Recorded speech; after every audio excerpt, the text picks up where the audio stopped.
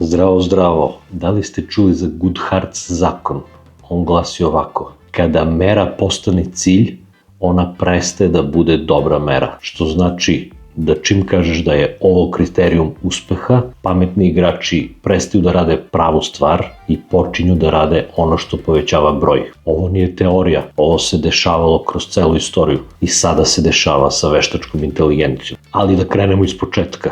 Jedan odličan primer je tovariš Staljin i njegova ekonomija. Staljin želi industrializaciju zemlje. Fabrikama eksera daje plan. Što više eksera, to bolje. Merimo broj komada. Najlakši način da napraviš što više eksera po broju, praviš najmanje moguće eksere. Milijarde minijaturnih ekserčića.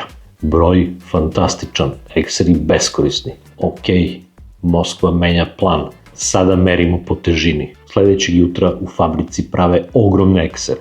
Ovo se stvarno dešavalo, ovo nije izmišljena priča. Drugi odličan primer, serija Žica. Za sve one koje su gledali, oni koji nisu, pauzirajte ovaj video, uzmite nedelju dana odmora, odgledajte svih 5 sezona, pa se vratite na ovaj video. Ne šalim se uopšte, Wire mora da se odgleda. Kao što morate da znate ko je Staljin, morate da znate ko je McNulty i naravno Omar. Baltimorska policija meri statistiku.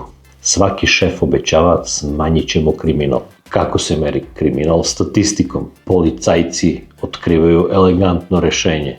Ne smanjuju kriminal, nego menjaju klasifikaciju. Pljačka postaje krađa, pokušaj ubistva postaje napad, telo pronađeno na ulici postaje prirodna smrt, broj pada, kriminal ne pada. Onda dolazi McNulty i hakuje sistem u obrnutom smeru. Izmišlja serijskog ubicu. Uzima stare slučajeve, beskućnici koji su umrli pod nejasnim okolnostima, montira lažne dokaze, poziva novinare, stvara paniku u gradu. I McNulty dobija tačno ono što je hteo od početka. Tim, budžet i slobodu da istraži organizovani kriminal koji je zapravo uništavao grad. Tehnički, McNulty je kriminalac. Moralno, teško je ne navijati za njega. Policajci su hakovali sistem naniže, McNulty je hakovao sistem naviše. Mera je bila cilj. Niko nije merio stvarnost. U knjizi Weapons of Math Destruction O'Neill razotkriva kako na izgled neutralni modeli odlučuju ko dobija kredit, posao ili školarinu za fakultet. I kako te odluke sistematski kažnjavaju siromašne dok nagrađuju one koji su već na vrhu. Ako siromašan student ne može da dobije kredit jer ga model za kreditiranje smatra previše rizičnim samo na osnovu poštanskog broja u kom živi, on tada ostaje uskraćen za onu vrstu obrazovanja koja bi mogla da ga izvuče iz siromaštva. I tako počinje začarani krug. I sada dolazimo do veštačke inteligencije, do AI-a. AI u svojoj srži ima reward hacking sistem. Kada treniramo veštačku inteligenciju, ne možemo mu reći budi pametan ili uradi pravu stvar.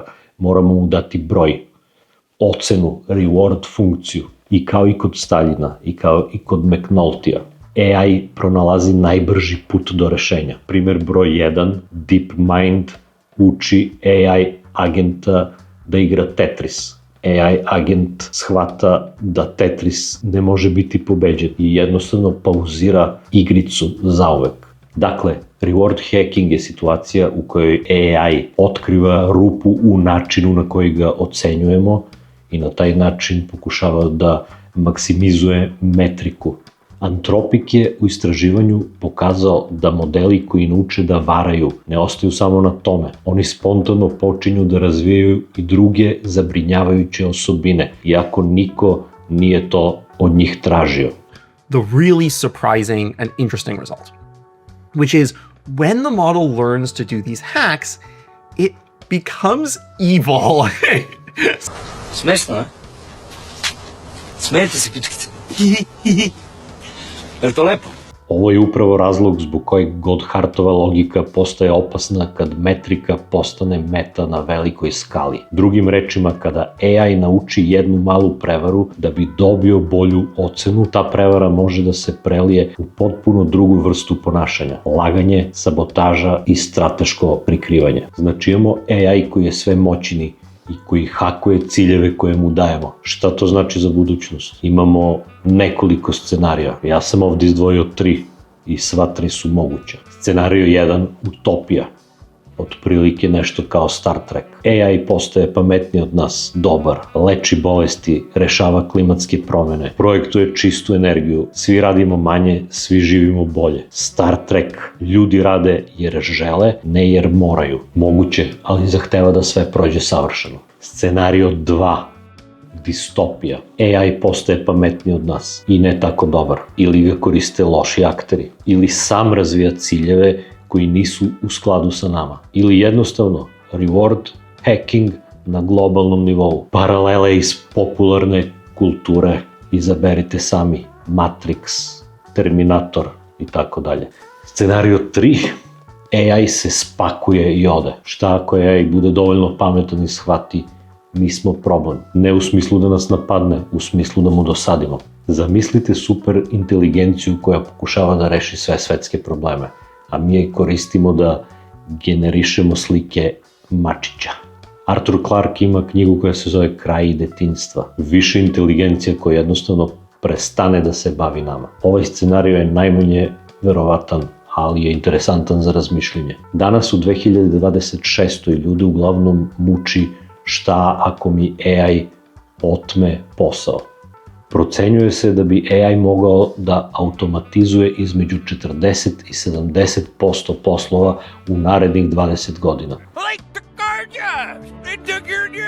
Ja iskreno mislim da će to da bude mnogo, mnogo brže. Ekonomisti predlažu nešto što se zove Universal Basic Income. Država svakome daje bazični prihod bez uslova. Ideja nije nova. Neki test programi su rađeni u Finskoj, Keniji, Kanadi i tako dalje. Ali kako bi to izgledalo u različitim delovima sveta? To je opet nova vrsta kolonijalizma. Ok, šta da radimo mi danas konkretno? Nauči da razumeš AI, ne da ga se plašiš. Dakle, da li je AI dobar ili loš? Da li smo spremni za odgovor? Ćao!